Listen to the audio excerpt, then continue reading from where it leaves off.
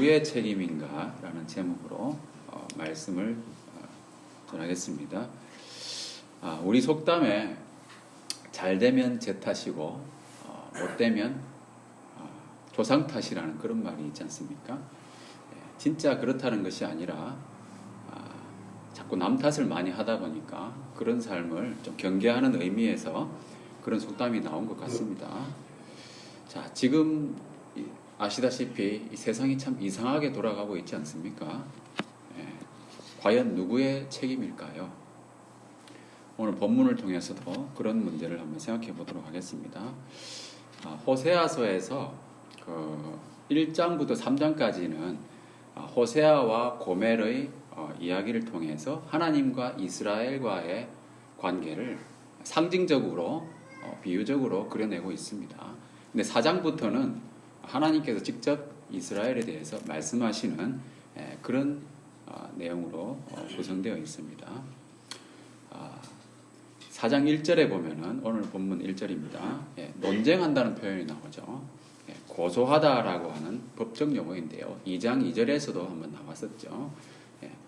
그래서 뭐냐 하면은 지금부터 이어지는 내용들은 법정에서 이야기할 수 있는, 다툴 수 있는 그런 명확한 증거와 법리를 가지고 따진다. 그래서 반박할 여지가 없다 하는 그런 의미가 담겨 있는 내용입니다. 그래서 그러면은 과연 하나님께서는 어떠한 확실한 사실을 가지고 고소를 하시는가 살펴보도록 하겠습니다. 4장 1절에서는 여호와께서 이 땅 주민과 논쟁하시나니 이렇게 되어 있습니다. 그러니까 하나님께서 직접 고소를 하신다는 말씀이죠. 그러니까 어떤 내용인가? 우선 이 땅에는 진실도 없고 인애도 없고 하나님을 아는 지식도 없다고 이렇게 말씀하셨습니다. 자, 이 세 가지가 어떤 것인가 하면 특징들을 좀 살펴보면요. 하나님의 형상과 또 밀접하게 관련이 있다고 하는 것을 알 수가 있습니다. 말하자면 하나님의 속성들이죠. 하나님께서 우리 사람을 창조하실 때 자기 형상대로 만드셨다고 우리가 알고 있지 않습니까? 자, 자기 형상, 하나님의 형상, 보이지 않는 형상이잖아요. 그러면 그 형상이라고 하는 것이 무엇일까? 여기에 대해서 신학적으로 많은 논의가 있었습니다. 그렇지만 이걸 완전하게 우리가 이야기한다기보다는 우리 인간이 이해할 수 있는 언어로 우리가 생각해 본다면 우리 사람이 가지고 있는 인격의 3요소가 있잖아요. 그게 뭡니까? 지성, 감성, 의지. 이 세 가지 인격의 3요소가 있는데 이 인격의 3요소, 줄여서 지정의라고 하잖아요. 여기에다가 말하자면 성령님이 역사하셔서 성령으로 덧입혀진 거룩한 상태의 모습. 그러니까 완전한 지성과 완전한 감성, 완전한 의지 이런 것들이 될 수 있겠죠. 이렇게 거룩하게 성화되어 있는 어떤 그런 사람의 인격의 3요소를 생각해 보면 하나님의 형상에 대해서 우리가 어느 정도 감을 잡을 수 있지 않겠나 이렇게 생각이 됩니다. 자, 그러면 1절에 나오는 이 말씀에서 하나님의 형상, 이 말하자면 인격의 3요소를 우리가 대입을 해봤을 때 어떤 것에 해당되는지 한번 보도록 하겠습니다. 자, 처음에 뭐라고 나와 있습니까? 맨 처음에 없다고 나오는 것이 진실이잖아요. 진실이라고 하는 것은 뭐냐면 말과 행동에 있어서 신실한 것을 말하는 겁니다. 다르게 표현하면 언행일치하는 삶을 말하는 거죠. 자기가 말한 대로 행하는 거죠. 자, 자기가 말하는 대로 행하기 쉽지 않잖아요. 정말 자기가 말한 대로 자기 말이 땅에 떨어지지 않고 행하기 위해서는 어떻게 해야 될까요? 마음의 강직함도 있어야 될 것이고 정직함도 있어야 되고 어떤 단호한 결단의 의지가 필요하겠죠. 그래서 이 진실이라고 하는 것은 우리 그 인격의 3요소를 대입해 봤을 때는 의지 쪽에 좀 가깝지 않나 이렇게 볼 수 있을 것 같습니다. 그 의지적인 면에서 완전한 것을 의미하는 하나님의 속성이라고 할 수 있겠죠. 그리고 여기에 또 나오는 두 번째가 뭡니까? 인애라고 나오잖아요. 이 말은 그 원어가 헤세드라고 하는 단어인데요. 구약 성경에 자주 등장하는 그런 단어입니다. 그런데 이 말에 해당하는 우리 말에 그 1대1 대응되는 단어가 없어요. 그래서 이 문맥에 따라서 때로는 사랑, 때로는 뭐 은총, 뭐 긍휼, 뭐 선하심 이렇게 문맥에 따라서 다양하게 번역이 되는데요. 잘 생각해 보면은 뭔가 좀 감성적인 좋은 것들을 의미하는 것임을 우리가 또 알 수가 있죠. 예, 그래서 인격의 3요소에 대입을 해본다면 감성, 정에 해당되는 그런 부분이 될 수 있을 것 같고요. 그 다음에 세 번째로 나오는 것이 하나님을 아는 지식입니다. 이것은 말 그대로 주관적이고 체험적인 지식이죠. 하나님을 개인적으로 만나서 그 관계 가운데 우리가 알게 되는 지식인데, 여기 나와 있는 말 그대로 지성에 해당하는 그런 부분이 되겠죠. 그래서 이 진실과 인애와 하나님을 아는 지식, 이 세 가지는 하나님의 속성이면서 하나님께서 우리 인간을 창조하실 때 그 자기 형상을 부여하신 그런 의미가 담겨 있는 그 형상과 관련된 하나님의 거룩한 속성이다, 이렇게 보시면 될 것 같습니다. 자, 그런데 이 모든 것이 이 땅에는 없다고 말씀하고 있습니다. 자, 하나님의 형상대로 사람을 만드셨는데 그게 다 어디로 간 겁니까? 하나도 없잖아요, 그죠? 그 형상이 망가졌다는 것이죠. 지정의라고 하는 이 인격이 완전하고 거룩해야 이게 하나님의 형상인데, 하나님의 거룩한 속성들은 결여가 되어버린 불완전한 그 인격체만 남아있다는 겁니다. 이 거룩한 속성들은 결국 하나님과의 관계 속에서 이루어지는 거잖아요. 이것이 없다는 말은 뭡니까? 하나님의 관계가 온전치 못하다는 말이 되는 것이고요. 하나님께서 이스라엘을 고소한다고 하셨을 때 이것이 없다는 말은 무엇입니까? 이스라엘에게 주신 언약과 계명, 우리가 10계명을 생각해 보면 1계명부터 4계명에 해당하는 것이 하나님과의 관계에 해당되는 거잖아요. 그러니까 하나님과 관계되는 그런 거룩한 속성들이 없다는 말은 10계명에서 그 네 번째 계명까지의 그런 계명이 어겨지고 있다, 제대로 지켜지지 않고 있다, 그런 의미가 되는 것이죠. 자, 그러면 그 없는데 있는 것은 무엇인가? 있는 것은 무엇이라고 나옵니까? 2절에 보면은 저주와 속임과 살인과 도둑질과 간음, 이런 것들이 나오잖아요. 이거 하나님의 형상이 아니라 인간들이 만들어낸 형상이죠. 하나님의 형상이 완전히 타락해서 망가져버린 그런 모습입니다. 마귀의 형상입니다. 자, 많이 보던 말이잖아요, 그죠? 살인하지 말라, 간음하지 말라, 도둑질하지 말라. 10계명에서 5계명부터 10계명까지, 그렇죠? 하나님께서 이스라엘을 고소하시는데 어떤 근거를 가지고 고소하지 않습니까? 10계명입니다. 그 외에도 많은 계명들이 있지만 이 모든 하나님의 계명들이 완전히 지켜지지 않고 있다, 그 언약들이 깨어졌다, 이런 언약이 파기된 상태를 말씀해주고 있는 겁니다. 그러다 보니까 3절에 보면은 비참한 결과가 나오는데요. 하나님이 사람을 만드실 때 그 만들어주신 그 자기 형상대로 피조물 앞에 나왔어야 되는데, 인간들이 마귀의 형상 가지고 피조물을 다스리다 보니까 피조물들이 쇠잔하는 그런 결과를 초래하게 된 것이죠. 창세기 1장 28절 하반절에 보시면, 자, 생육하고 번성하여 땅에 충만하라, 땅을 정복하라, 바다의 물고기와 하늘의 새와 땅에 움직이는 모든 생물을 다스리라, 이런 지상 명령을 하나님이 주셨습니다. 자, 여기 나오는 하나님의 명령, 생육하고 번성하여 땅에 충만하라고 하신, 그 땅을 정복하고 모든 생물을 다스리라고 하신 이 명령을 누구에게 주셨는가? 우리가 주목할 필요가 있습니다. 무엇이냐면 하나님의 형상대로 지음받은 사람, 그죠? 하나님의 형상을 가진 사람들에게 이것을 주셨다는 겁니다. 그러니까 조금 전에 우리가 살펴본 바와 같이 하나님의 형상, 오늘 말씀에 나와 있는 건 뭡니까? 인애, 그죠? 진실, 하나님을 아는 지식, 이것을 제대로 가진 사람이 그 명령을 수행할 때 땅이 풍요로워진다는 그런 의미가 되겠죠. 그러나 사람들의 모습은 어땠습니까? 하나님의 형상이 하나도 없었죠. 진실도 없고 인애도 없고 하나님을 아는 지식도 없고, 그죠? 하나님의 명령, 생육하고 번성하고 땅에 충만하고 땅을 정복하고 피조물들을 다스려야 되는데 진실도 없고 인애도 없고 하나님을 아는 지식도 없습니다. 그럼 뭐로 다스립니까? 뭐로 다스립니까?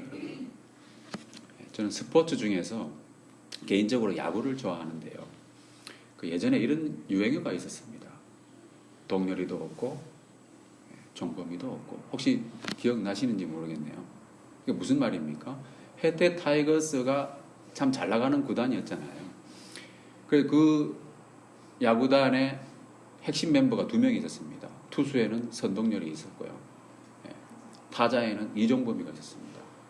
그 2명이 거의 모든 게임을 휩쓸었죠. 그런데 선동열이 일본으로 떠나고 그 다음 또 이종범이가 또 일본에 갔습니다. 그러다 보니까 김웅룡 감독이 동열이도 없고 선동열도 없고 동열도 없고 종범이도 없고 그랬는데 결국은 뭡니까? 팀 전력이 약화되었죠. 그래가지고 팀이 어떻게 됐습니까? 전년도 우승했던 해태 타이거스가 그 다음에는 하위권으로 밀려나고 나중에는 뭐 최하위권 급기야는 구단이 팔려버렸죠. 지금은 기아 타이거즈가 되지 않았습니까? 아무것도 없는데 무엇으로 야구를 합니까? 아무것도 없는데 무엇으로 다스립니까? 하나님의 명령을 수행해야 하는데 진실도 없고 인애도 없고 하나님을 아는 지식도 없고 오히려 저주와 속임과 살인과 도둑질과 간음뿐이었습니다. 하나님의 명령이 제대로 이행될 수가 없는 것이죠.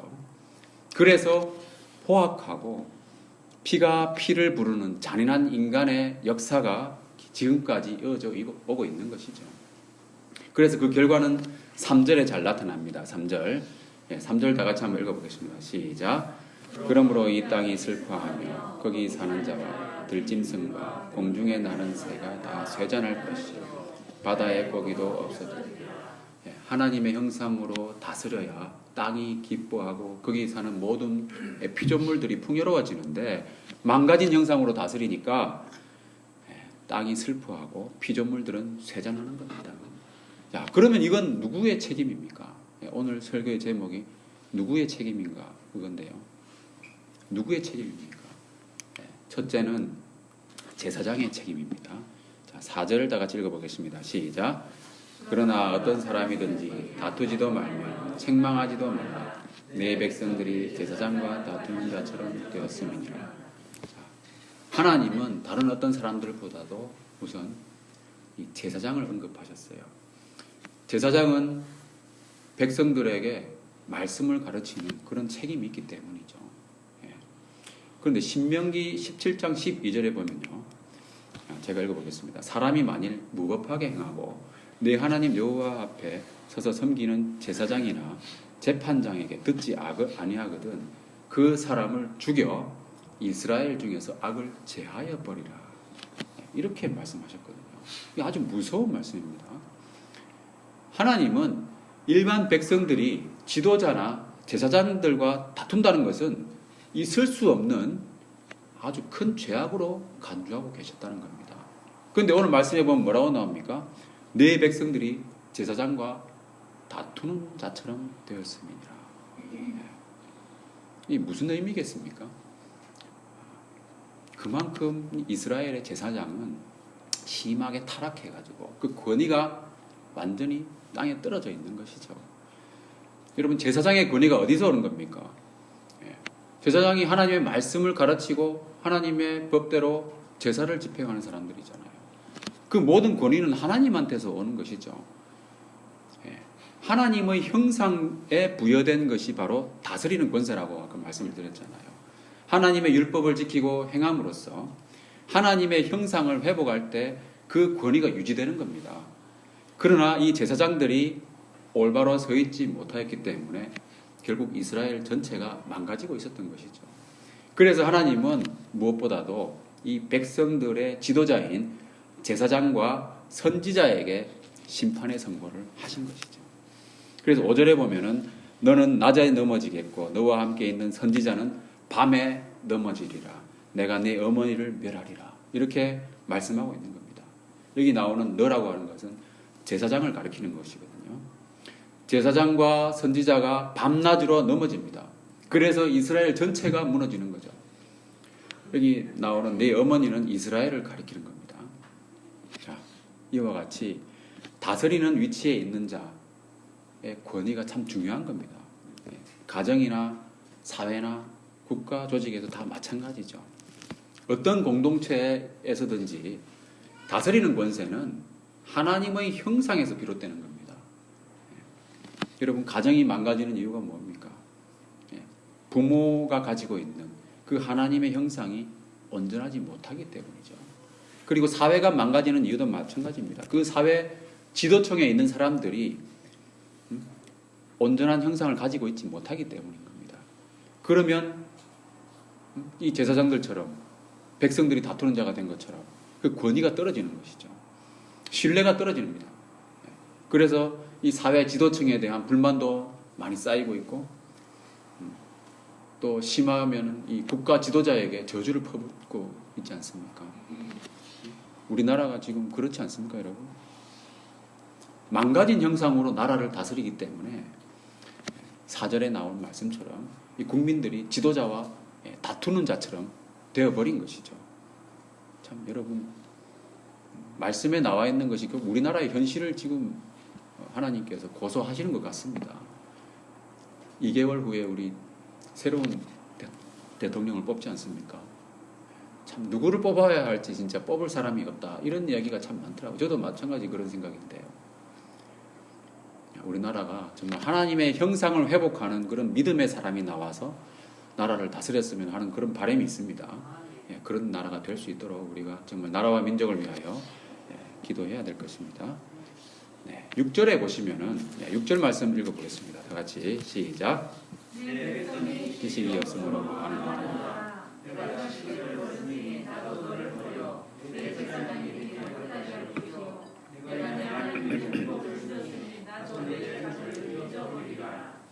이 말씀에는 망하는 이유가 무엇인지 분명하게 말씀하고 있습니다. 그 이유가 뭐라고 했습니까? 지식이 없어서 망하는 것이다. 이 지식은 하나님을 아는 지식을 말하는 겁니다. 그런데 백성들이 지식이 없는 이유가 무엇이겠습니까? 율법을 관장하고 있는 제사장들, 선지자들이 하나님의 율법을 제대로 가르치지 않았기 때문이죠. 제사장들이 율법을 소홀히 여기고 임무를 망각했습니다. 지식을 버린 것이죠. 이 지식을 버렸다는 말은 결국 하나님을 버렸다는 얘기입니다. 그래서 하나님은 제사장 직분을 빼앗겠다고 말씀하시고 그 백성을 잊어버리겠다고 전언하시는 거죠. 그래서 이 말씀을 가르치는 목회자가 정말 말씀을 올바로 가르치는 것이 정말 중요하다, 이걸 우리가 알 수 있는 거죠. 이 6절 말씀은 호세아서에서 가장 핵심되는 구절 중에 하나인데요. 하나님을 아는 지식이 가장 중요하다고 하는 그 말씀입니다. 하나님의 말씀을 제대로 가르치고 배우고 그 말씀 따라 순종하는 삶, 가장 중요한 것이죠. 우리 신앙생활의 핵심이라는 겁니다. 그게 바로 하나님을 아는 지식에서 비롯되는 것인데요. 그 말씀을 버리면 그 결과는 아주 비참하게 된다는 것입니다. 자, 요한복음 1장 1절에서 말씀은 하나님이시다라는 선언을 하고 있죠. 말씀을 버렸다고 하는 것은 결국 하나님을 버렸다는 얘기가 되는 겁니다. 여러분, 이스라엘 왕 사울이 하나님께 버림받고 악령에 시달리다가 비참한 최후를 맞이했습니다. 사울이 하나님께 버림받은 이유가 뭡니까? 말씀을 버렸기 때문이죠. 사무엘상 15장 23절에서 다 같이 한번 읽어보겠습니다. 시작. 여호와께서도 왕을 버려 왕이 되시니. 사무엘이 사울에게 이렇게 이야기하고 있습니다. 근데 이어지는 26절에서도 이렇게 말합니다. 왕이 여호와의 말씀을 버렸으므로 여호와께서 왕을 버려 이스라엘 왕이 되지 못하게 하셨음이니이다. 글자 몇 가지만 다르고 똑같은 문장입니다. 그죠? 단어 하나를 반복한 것이 아니라 이렇게 긴 문장을 똑같이 반복하고 있다는 거죠. 정말 하나님의 말씀을 버린다고 하는 것은 곧 하나님을 버리는 것이고요. 하나님은 버림받은 것이 되는 거죠. 그렇기 때문에 하나님은 돕고 싶어도 도울 수가 없는 거예요. 누구의 책임입니까, 여러분? 제사장의 책임, 지도자의 책임, 왕의 책임, 그죠? 그 사회 지도층의 책임인 겁니다. 그 지도층에 있는 사람들이 제대로 하나님의 형상을 회복하고 올바로 다스릴 수 있는 그 권위를 회복하는 것이 중요한 것이겠죠. 자, 누구의 책임입니까? 두 번째는요, 이스라엘 전체의 책임입니다. 내 제사장이 되지 못하게 하겠다고 말씀을 하셨는데, 이 말씀은 제사장에 대한 말이기도 하지만 이스라엘 전체에 대한 말씀이기도 합니다. 일찍이 하나님께서는 이 타락한 인류를 구원하시기 위해서 먼저 이스라엘 민족을 택하셨습니다. 그리고 제사장 나라로 삼으셨죠. 그래서 출애굽기 19장 5절 6절에 보면 이런 말씀이 있습니다. 다 같이 읽어보겠습니다. 시작. 세계가 다 내게 속하였나니 너희가 내 말을 잘 듣고 내 언약을 지키며 그래서 내 소유가 되겠고 너희가 내게 대하여 제사장 나라가 되며 거룩한 백성이 되리라. 출애굽한 지 3개월 정도 됐을 때 하나님께서 이런 말씀을 주셨습니다. 그래서 이스라엘 자손은 하나님의 언약 안에서 하나님의 소유가 되었고요. 제사장 나라와 거룩한 백성이 된 것이죠. 그런데 지금의 상태는 어떻습니까? 지금은 이스라엘은 하나님의 말씀을 잘 듣지도 않고요. 언약을 지키지도 않았죠. 그러니까 쭉 살펴본 것처럼 십계명을 다 깨뜨리고 있잖아요. 말씀을 버리고 언약을 깨뜨리고 있는 겁니다. 그래서 이 6절 말씀을 다시 보면요. 이스라엘은 하나님께 버림받아서 이제는 제사장 나라가 되지 못하게 된 거죠. 하나님이 제사장 직분을 폐하겠다고 말씀하신 그 말씀이 이제는 그 나라에 적용이 된다는 겁니다. 그 호세아 우리 1장에서 살펴볼 때 호세아 자녀 이름 중에서 로암미가 있었고 로루하마가 있었잖아요. 로암미가 무슨 말이었습니까? 내 백성이 아니다 이런 뜻이었잖아요. 결국은 제사장 나라가 되고 내 소유가 되고 거룩한 백성이 되겠다 이렇게 말씀하셨는데 로암미 결국은 하나님의 백성이 아닌 게 되어버린 거예요. 그리고 로루하마는 긍휼히 여김을 받지 못하는 자다 이런 뜻이었잖아요. 자, 그 이름처럼 이스라엘이 잊어버린 바가 된다는 겁니다. 긍휼히 여김을 받지 못하는 것이죠. 미국이 세워진 그 이면에 보면은 청교도 정신이 있었고요. 또 그런 기독교적인 가치관으로 세워진 기독교 국가인 것을 여러분 다 아실 겁니다. 그런데 1960년대까지 미국 전역의 그 공립학교 조회 시간에는 특정한 의식이 있었습니다. 주기도문을 포함한 기도나 성경 구절을 읽는 그런 의식이 있었던 것이죠. 그래서 학교마다 말씀과 기도로 그 하루를 시작하는 그런 관습이 있었는데 1962년도에 케네디 대통령 때 말하자면 엥겔 대 비탈레라고 하는 사건 그 사건이 법원 판결로 이 헌법에 위반된다고 해가지고 그 의식을 이제는 못하게 해버렸습니다. 케네디는 그 이후에 또 다원주의적인 종교법 국회에서 통과를 시키고요. 그래서 지금은 미국은 더 이상 기독교 국가가 아닌 게 되어버렸죠.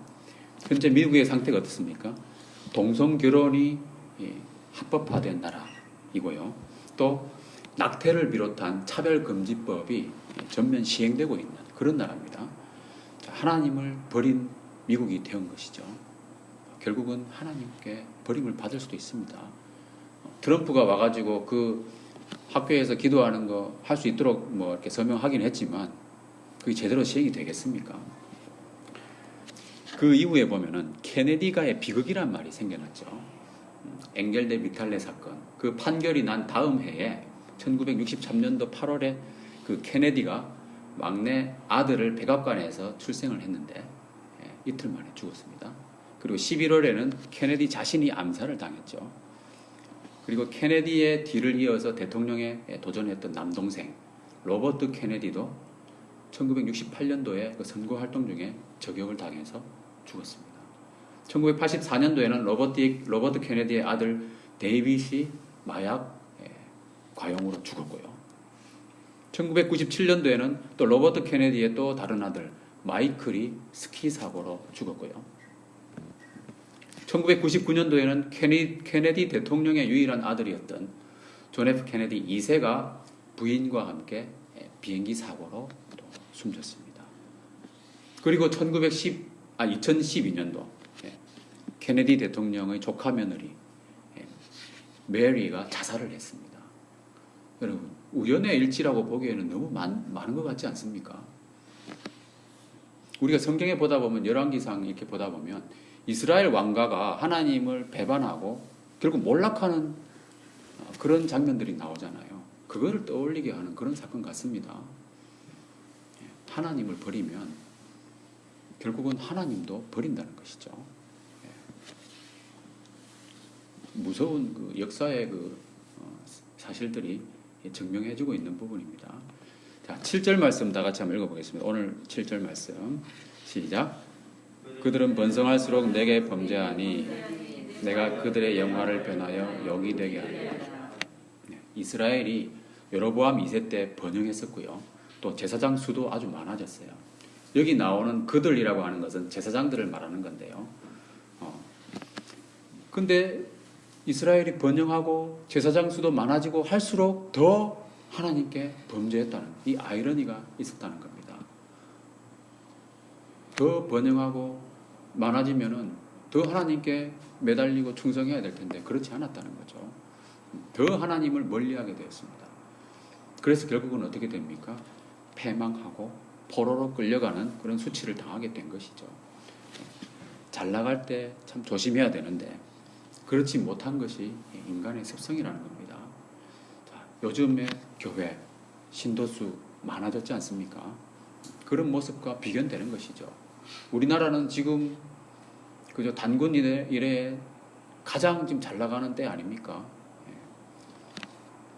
교회도 많아졌고 지금은 조금씩 쇠퇴하고 있는 것을 우리가 느끼고 있긴 하지만 아직까지는 교회가 많잖아요. 그리고 신도수도 많고요.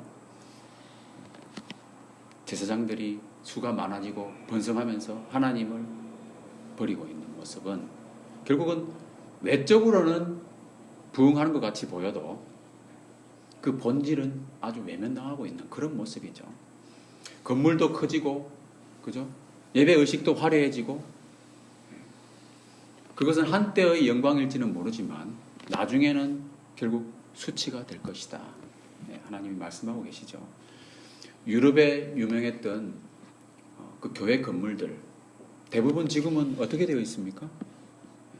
관광지잖아요. 그렇지 않습니까? 유럽에 유명했던 건물들 장로님 다녀오셨는지 모르겠네요. 여행을 다니시니까. 그죠? 저도 한 군데 가봤어요. 근데 저는 캐나다에 있는 어떤 뭐 성당을 갔었는데 아주 그냥 화려하게 잘 지었더라고요.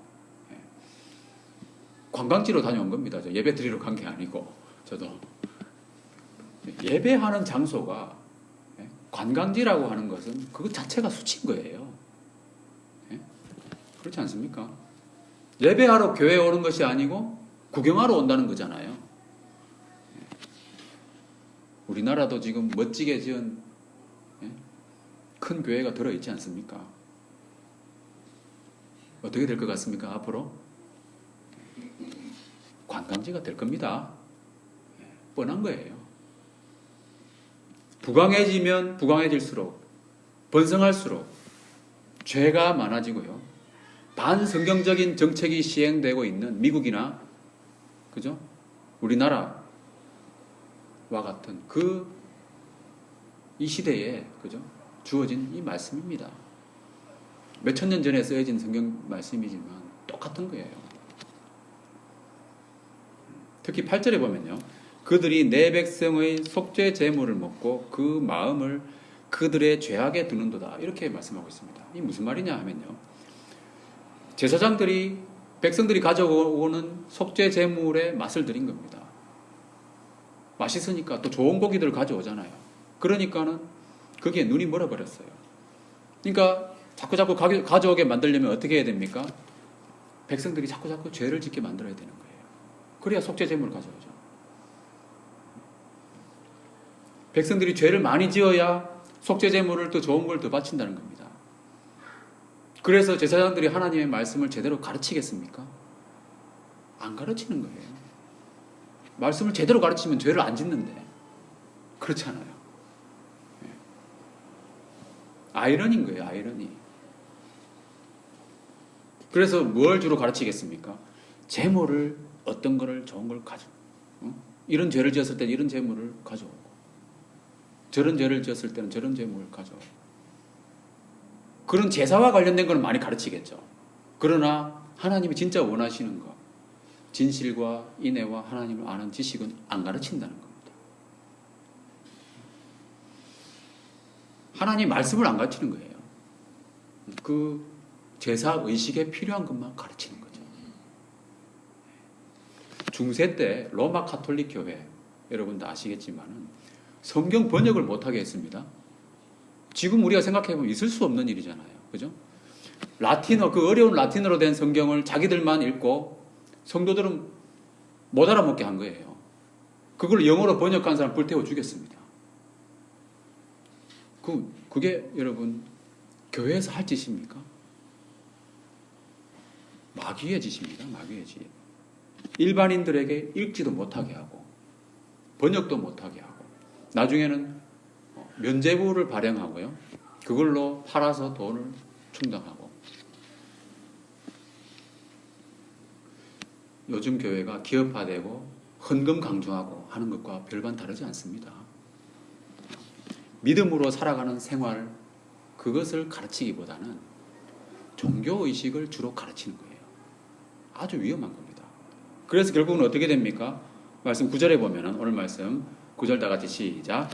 장차는 백성이나 제사장이나 동일함이라 내가 그들의 행실대로 벌하며 그들의 행위대로 갚으리라.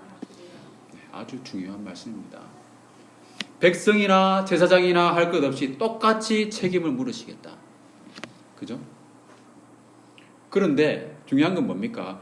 그들의 행실대로 벌하며 행위대로 갚으신다고 분명히 말씀하고 있습니다. 예배를 잘 드렸는지가 중요한 게 아니에요. 종교 의식을 잘했는지가 아니라 생활을 어떻게 했는지를 보고 그것을 갚으신다는 겁니다. 성경 전체에서 흐르는 맥락입니다, 여러분. 은밀한 곳에서 어떻게 살고 있느냐? 하나님은 중심을 보시는 하나님이라고 제가 여러 번 강조했잖아요. 그죠? 중심을 보시는 마음속의 상태가 어떠냐? 하나님 보시기에 어떤 삶을 살고 있느냐? 다른 사람이 없을 때, 혼자 있을 때 도대체 뭘 하고 있느냐? 이걸 보신다는 거예요, 하나님은. 그 행위대로 갚으신다는 겁니다.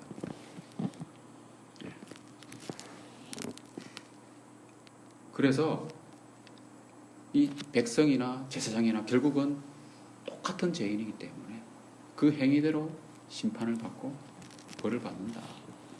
10절에서는 그들이 먹어도 배부르지 아니하며 음행하여도 수요가 늘지 못하니 이는 여호와를 버리고 따르지 아니하였음이니라. 그죠? 형식에 치중한 종교의식으로는 결코 참된 만족이 있을 수 없다는 것이죠. 그리고 이방인들이 우상 앞에서 행하는 그 음란한 행위를 그대로 본받은 모습입니다. 지금의 세상 어떻습니까? 성적으로 문란한 그 세상의 문화를 이 교회 많은 성도들이 따라하고 있지 않습니까? 오늘날 다 그렇다는 게 아니고요. 오늘날 일부 신도들의 모습이죠. 성문화는 개방되어서 더 자유로워졌지만 인구는 감소하고 있잖아요. 음행하여도 수요가 늘지 못한다고 하는 겁니다. 결혼도 하지 않고 가정에서 아이 낳는 것도 싫다는 겁니다. 여호와를 버리고 따르지 아니하였음이니라 라는 말씀처럼 하나님이 만드신 그 가정이라고 하는 제도, 영적인 삶의 원리가 싫은 거예요. 자기 마음대로 살고 싶은 겁니다. 그죠? 그런 삶은 먹어도 배부르지 않고 마셔도 갈증이 해소되지 않는 삶인 것이죠. 이렇게 망하는 길로 들어선 이스라엘의 모습입니다. 그래서 하나님은 이런 백성에게 긍휼을 베푸실 수가 없는 겁니다. 그리고 자기 백성으로 인정할 수도 없다는 것이죠. 그래서 결국 5절 마지막에 나온 말씀처럼 네 어머니를 멸하리라 라고 말씀하신 것처럼 이스라엘 나라가 약 40여 년 후에는 아수르에게 패망하게 되고요. 포로로 끌려가는 것이죠. 이 모든 비극이 누구의 책임입니까? 제사장과 이스라엘 백성 전체가 책임을 지고 패망한 거죠. 그들이 하나님의 언약을 깨뜨렸기 때문이죠. 그래서 패망하고 포로로 끌려가는 것은 지극히 당연한 것입니다. 그런데 여기서 끝나버리면 그죠? 무슨 희망이 있습니까? 오늘 본문에는 그 회복에 대한 말씀이 안 나왔잖아요. 절망적인 거예요. 회복에 대한 말씀이 없으면 절망적인 겁니다. 패망만 있는 거예요. 그런데 자, 호세아서는 결국은 회복에 대한 말씀이 앞에도 나오고 뒤에도 나옵니다만은 우리가 하나님의 그 회복에 대한 언약을 생각해 봐야 되는 것이죠. 자, 그래서 엉뚱하게도 누구의 책임인가? 하나님이 책임 선언을 하신다는 겁니다. 자, 언약을 깨뜨린 것은 이스라엘이잖아요. 그런데 하나님도 책임을 지시겠다고 일어서신다는 겁니다. 오늘 본문에는 나와 있지 않지만 우리는 하나님의 회복 약속을 기억하면서 한번 생각해 봐야 됩니다. 자, 하나님과 이스라엘의 언약, 그것은 거슬러 올라가서 아브라함 때까지 올라가거든요. 이때 말하자면 그 횃불 언약이라고 하는 것을 체결을 하는데요. 고대 근동국가에서 언약이나 동맹을 체결할 때 동물들을 제물 삼아서 쪼개놓고 그 사이로 지나가는 의식을 행했습니다. 그러니까 언약을 만약에 어기면 이 쪼개진 동물들처럼 쪼개진다고 하는 의미를 담고 있는 아주 살벌한 의식이죠. 그래서 아브라함도 제물을 가져다 놓고 그 중간을 쪼개놨는데요. 창세기 15장 17절 말씀을 다 같이 읽어보겠습니다. 시작.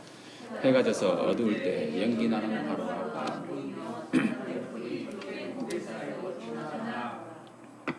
여기에 나오는 횃불이라고 하는 것은요, 하나님의 임재를 의미하는 것인데요. 횃불이 쪼갠 고기 사이로 지나갔다는 말은 하나님께서 지나갔다는 말이 그런 말씀이거든요. 근데 보통 언약을 체결할 때는 당사자들 같이 지나가야 되거든요. 근데 아브라함은 지나가지 않았다는 겁니다. 하나님이 아브라함과 언약을 체결하시는데 횃불만 지나갔습니다. 여기 함축된 의미가 무엇이겠습니까? 결과에 대해서 하나님도 책임을 지시겠다고 하는 그 의미를 담고 있는 거예요. 하나님이 주권적으로 이 언약을 체결하셨습니다. 그래서 아브라함의 자손들이 깨뜨린 언약에 대해서 하나님 책임이 없어요. 실제로는 깨뜨리지 않았기 때문에. 그죠?